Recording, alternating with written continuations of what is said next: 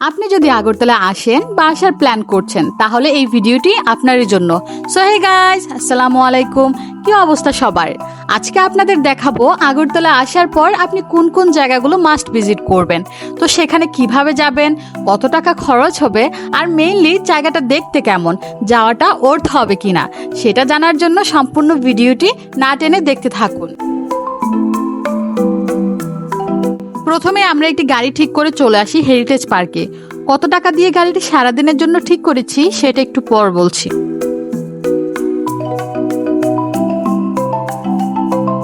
সামনে বাঁ পাশেই হেরিটেজ পার্ক। গাড়ি আমাদের পার্কের গেটের সামনে নামিয়ে দেওয়ার পর পার পার্সন 20 রুপি দিয়ে টিকিট কেটে আমরা ভিতরে চলে আসি। ভিতরে ঢুকেই দেখতে পাবেন তিনটি রাস্তা। একদম ডান দিক দিয়ে গেলে আপনি দেখতে পাবেন ঝর্ণার কিছু ক্ষুদ্র মডেল ও কিছু মিনিয়েচার। মাঝের রাস্তা দিয়ে গেলে দেখতে পাবেন ত্রিপুরা রাজ্যের মেইন টুরিস্ট স্পটগুলোর মিনিয়েচার ফর্ম, যা এই পার্কের মেইন আকর্ষণ বলা যায়। আর একদম বাম দিক দিয়ে গেলে আপনি দেখতে পাবেন আয়ুর্বেদিক ভেষজ বাগান। আমরা বাম দিক দিয়েই ঢুকে পড়ি, যেহেতু গাছপালা অনেক পছন্দ। দুপাশে খুব সুন্দর করে গার্ডেনিং করা, আর তার পাশে লাগানো নানান ধরনের গাছ দেখতে দেখতে আমরা সামনে হেঁটে যাচ্ছি। ও এখানে আরেকটা কথা বলে রাখি, গেট দিয়ে ঢুকতেই একবারে সামনে আপনারা কিছু আগর গাছ দেখতে পাবেন। এই আগর গাছের আধিক্যের জন্যই কিন্তু এক সময় আগর গাছ থেকে আগরতলা নামটি নামকরণ করা হয়েছিল। এখানে বাঁ পাশে যেটা দেখছেন এটা হচ্ছে পিলাকের মিনিয়েচার। এরকম আরো অনেক মিনিয়েচার আমরা দেখতে পাবো সামনে রাস্তার দুপাশে, যেগুলো বাস্তবে আগরতলার বিভিন্ন জায়গায় টুরিস্ট স্পট হিসেবে রয়েছে। এই পার্কে আসার এই একটা অ্যাডভান্টেজ রয়েছে যে আপনি মিনিয়েচারগুলো দেখেই ইজিলি চুজ করতে পারবেন কোন কোন স্পটগুলো আপনার নেক্সট টার্গেট হতে পারে ফুললি এক্সপ্লোর করার জন্য। এখন আপনারা পানির মধ্যে যে মিনিয়েচারটা দেখছেন এর নাম হচ্ছে নীরমহল। এত সুন্দর লাগছে দেখতে, তাই তো ডিসাইড করে নে আমরা এই জায়গাটায় যাচ্ছি। এটা হচ্ছে আগরতলার রেলওয়ে স্টেশনের মিনিয়েচার ফর্ম। দেখুন পিছনে কি সুন্দর করে ট্র্যাকগুলো দেয়া আছে।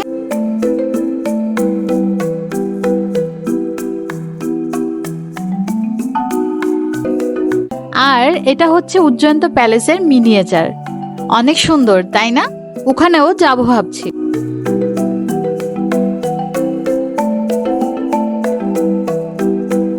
এটা হচ্ছে জিরানিয়া স্টেশন। রেলওয়ে ট্র্যাকগুলো কত সুন্দর করে এখানে দেয়া আছে দেখেন। সম্পূর্ণ পার্কে এমন আরো অনেক স্টেশন, রেলওয়ে ট্র্যাক, ব্রিজ দেখতে পাবেন। গেট দিয়ে ঢুকতে মাঝের যে রাস্তাটি দেখেছেন আমরা এখন ওই দিক দিয়েই বের হয়ে যাচ্ছি। এখানে আরেকটি রাস্তা ছিল যেটা আমরা সময় স্বল্পতার কারণে আর এক্সপ্লোর করতে পারিনি, যেহেতু আমাদের একদিনেই সবগুলো স্পট কভার করার প্ল্যান ছিল। তাই আমরা শহরের স্পটগুলো তাড়াহুড়া করে দেখে নিই, যেহেতু আমাদের শহরের বাইরে অনেকটা দূর গিয়ে নীরমহল দেখে আবার শহরে ফিরতে হবে। এখন আমরা যাচ্ছি উজ্জয়ন্ত প্যালেস। উজ্জয়ন্ত প্যালেসের সামনেই আই লাভ আগরতলা লেখা আছে, চাইলেই ছবি তুলে নিতে পারেন। তো আমরা এখন সামনের দিকে যাচ্ছি। সামনে যেটা দেখতে পাচ্ছেন এটা হচ্ছে প্যালেসে ঢোকার মেইন গেট। গেটটি এত সুন্দর, প্যালেসটি না কতটা সুন্দর হবে সেটাই ভাবছিলাম।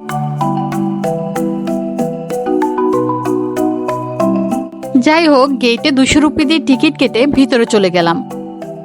ঢুকেই দেখবেন দুটো রাস্তা প্রাসাদের দিকে যাচ্ছে, যার মাঝে সুন্দর করে বাগান, আর রাস্তার দুপাশে রয়েছে দুটো পুকুর।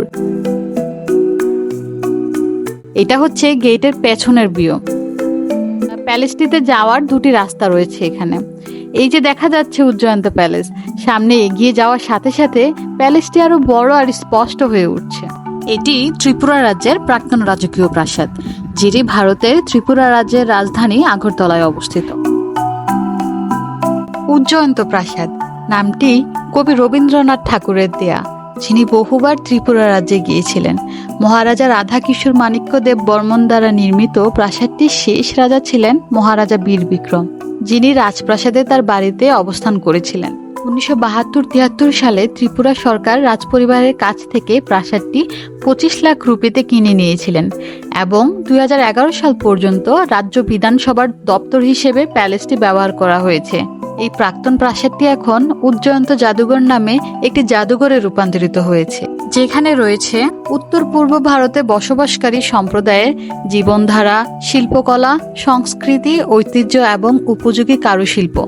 সাথে আরও দেখতে পাবেন প্রচুর পাথরের ভাস্কর্য, মাণিক্য রাজবংশের মুদ্রা ছাড়াও অন্যান্য কিছু নিদর্শন। এই দিক দিয়ে গেলেই হাতের বাপাশে আপনারা জাদুঘরে ঢোকার দরজা দেখতে পাবেন। আমরা ভিতরে গেলেও ভিতরে ক্যামেরা অ্যালাউ না দেখে ভিডিও করতে পারিনি। জাদুঘর থেকে বের হয়ে আমরা চলে আসি প্যালেসের সামনের ডান দিকের পুকুর পাড়ে। এখানে চারপাশে সুন্দর করে গার্ডেনিং করা ছিল, আর হাঁটতে হাঁটতে আপনি টায়ার্ড হয়ে গেলে এখানে বসার ব্যবস্থাও করে রেখেছে। কিছুক্ষণ বসে রেস্ট নিয়ে দেন আমরা বের হয়ে যাই উজ্জয়ন্ত প্যালেস থেকে। আমরা এখন যাচ্ছি নীরমহল, যে জায়গাটায় যাওয়ার জন্য আমি সবচেয়ে বেশি এক্সাইটেড ছিলাম। যাওয়ার সময় আপনারা রাস্তার দুপাশে প্রচুর গাছপালা, লাল মাটির পাহাড় এবং রাবার বাগান দেখতে পাবেন। আমরা এখন রুদ্রসাগরের উপর দিয়ে যাচ্ছি। গাড়ি থেকে নেমে ঘাটে এসে দেখি এই বুটটি অলমোস্ট ছেড়েই দিচ্ছিল। পরের বুট ফিল হতে হতে অনেকটা সময় লাগবে, তাই 50 রুপি দিয়ে টিকিট কেটে আমরাও উঠে পড়ি এই মোটর বোটে। যেতে সময় লাগবে আনুমানিক 20 মিনিটের মতো।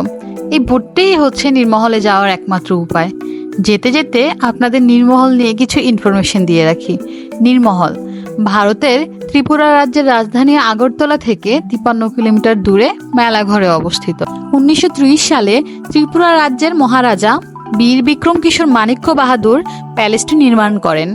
এটি পূর্ব ভারতের একমাত্র প্রাসাদ। এটি এতটাই বড় যে আপনার ক্যামেরায় এর ফুল পিক তুলতে চাইলে প্যালেসটি থেকে আপনাকে আনুমানিক 800 মিটারের মতো দূরে যেতে হবে। আপনি কি জানেন হ্রদের মাঝে প্রাসাদ? এমন মোট 2টো প্রাসাদ রয়েছে ভারতে। একটি তো আপনারা দেখছেনই, আর আরেকটি হচ্ছে জলমহল, যেটা ভারতের রাজস্থানে অবস্থিত। আকারের দিক থেকে দেখতে গেলে জলমহল নীরমহল থেকে অনেকটাই ছোট। যাই হোক, বোট রাইড এনজয় করতে করতে আমরা ফাইনালি চলে আসছি নীরমহলের মেইন গেটের সামনে।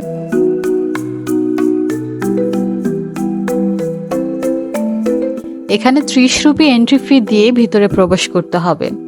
ভিতরে ঢুকেই দেখতে পাবেন অনেক সুন্দর ছাদ বাগান। এরকম আরো অনেকগুলো বাগান সামনে দেখতে পাবেন। প্রাসাদটি 2টো ভাগে বিভক্ত। প্রাসাদের পশ্চিম দিকের অংশটি অন্দরমহল নামে পরিচিত। এটি রাজপরিবারের জন্য তৈরি করা হয়েছিল। আমরা এখন ওদিকেই আছি।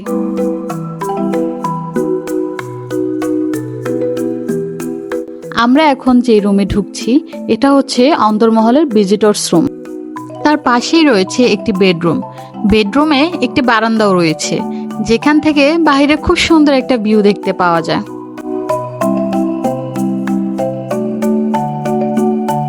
বেডরুম থেকে একটি দরজা ধরে আগালেই এই বাথরুমটি দেখতে পাবেন।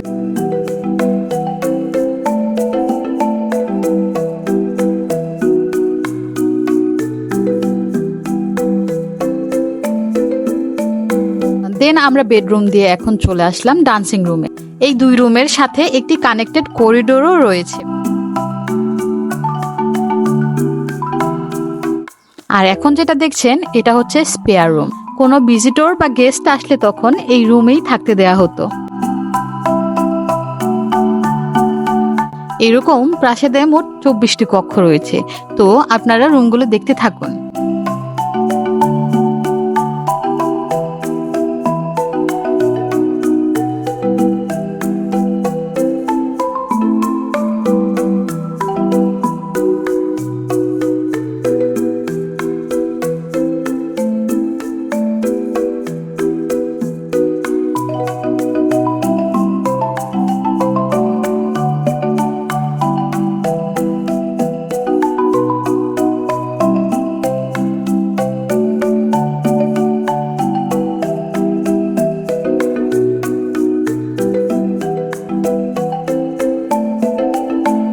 ভিডিওটি করতে করতে হঠাৎ চোখে আসলো এই ভিউটি। এত সুন্দর লাগছিল দেখতে, সাথে সাথেই নিচে চলে আসি।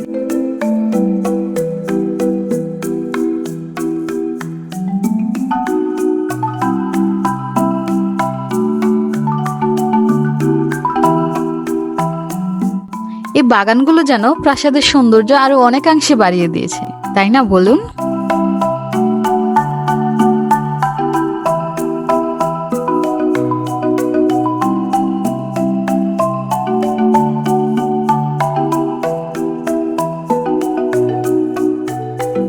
সামনের দিকে আরো কি কি আছে হেঁটে হেঁটে সেগুলোই এক্সপ্লোর করছিলাম।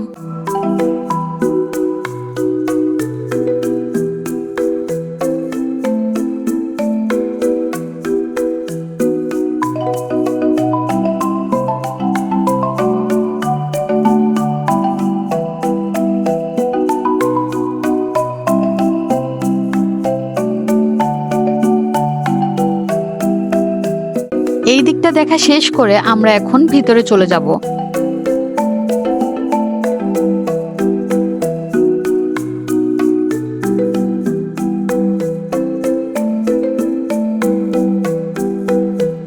ভিতরের একটা রুম থেকে উপরে যাওয়া সিঁড়ি রয়েছে, তো আমরা এখন সেদিকেই যাচ্ছি।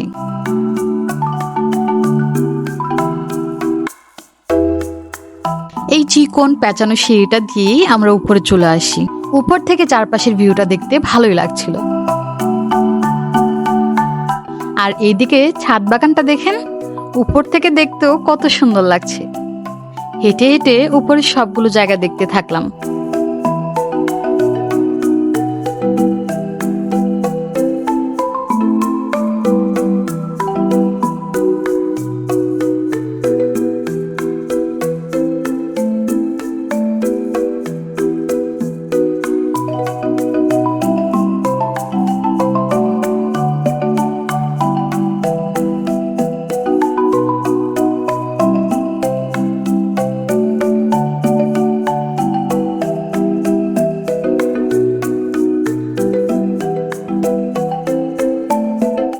এটা হচ্ছে অন্দরমহলের ছাদের শেষ অংশ।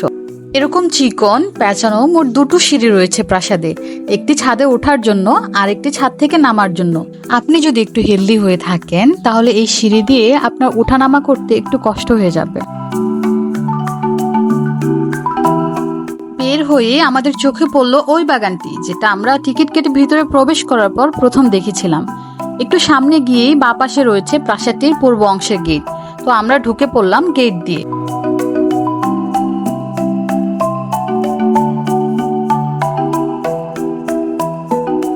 সামনে যেটা দেখছেন এটাই হচ্ছে প্রাসাদের পূর্ব অংশ।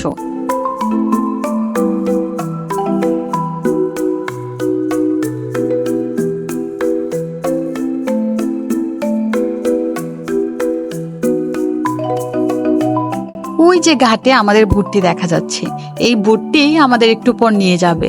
তখনকার সময়ে মহারাজারা রাজঘাট থেকে হাতে চালিত নৌকায় করে প্রাসাদে আসতেন। এখন যেটা দেখতে পাচ্ছেন এটা হচ্ছে উন্মুক্ত থিয়েটার, যেখানে মহারাজা ও তার পরিবারের বিনোদনের জন্য নাটক, থিয়েটার, নৃত্য ও অন্যান্য সাংস্কৃতিক অনুষ্ঠানের আয়োজন করা হতো।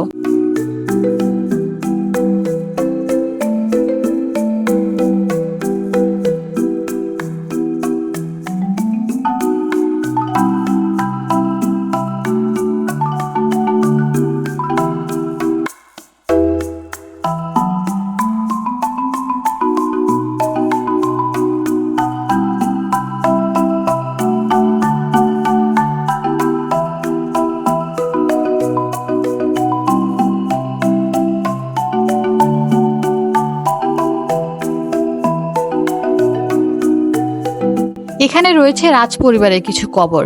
আমরা আর সামনে যাইনি, আপনারা চাইলে এই দিক দিয়েও সামনের জায়গাটি দেখে আসতে পারেন।